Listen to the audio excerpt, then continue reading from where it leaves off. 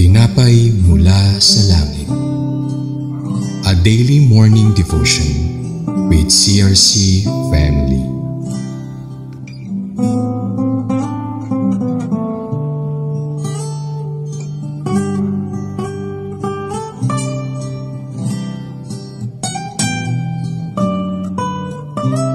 Magandang umaga po sa bawat isa. Ako po si Sister Connie Katapang from Charismatic Restoration Church, Makati. Samahan niyo po kami sa programang Tinapay mula sa langit, ang pang-araw-araw nating debosyon sa salita ng Diyos. Ngunit bago po tayo magpatuloy, tayo ay dumako sa maikling panalangin. Ama naming Diyos na dakila at mapagmahal sa langit, narito po kami sa iyong harapan, magpupuri at magpapasalamat sa iyo. Samahan niyo po kami sa pagtalakay ng iyong mensahe pinarating sa amin. Salamat po sa paggabay at pag-alalay niyo sa amin ng iyong banal mong Espiritu. Panghahawakan po namin ito ng iyong salita at ipamuhay namin ito. In Jesus' name we pray, Amen.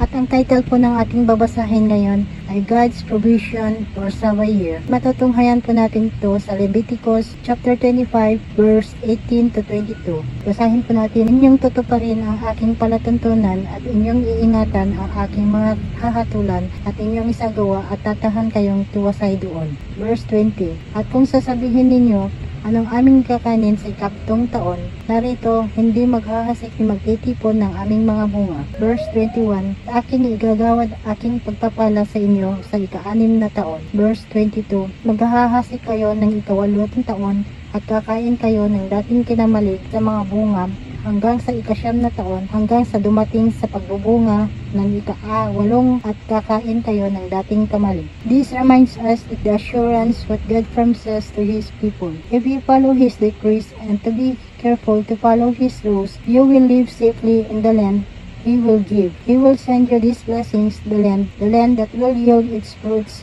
and you will eat your fill and live therein safely. The land you will yield enough for 3 years. You will eat from the crops and continue to eat from it until the harvest of the 9th year comes in. The Lord instructs us what we will do. We need to trust and obey Him. God's purpose is instructing His decrees, is to guarantee, to keep His promises true to His people.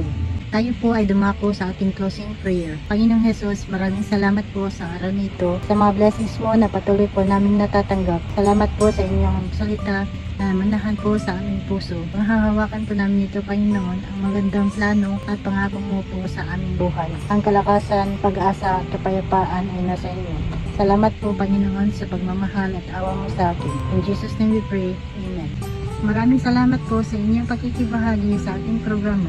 Lagi po nating pagnilayan ang salita ng Diyos mula sa ating puso dahil lubos ang kaunawaan natin dito. Muli niyo po kami samahan bukas sa pagninilay ng kanyang salita dito sa programang Tinapay mula sa langit. Malaya po ang inyong i-share ang video na ito upang kayo rin aligaling pagpapala sa iba. Pagpalain po tayong lahat ng ating Panginoon. Magandang umaga.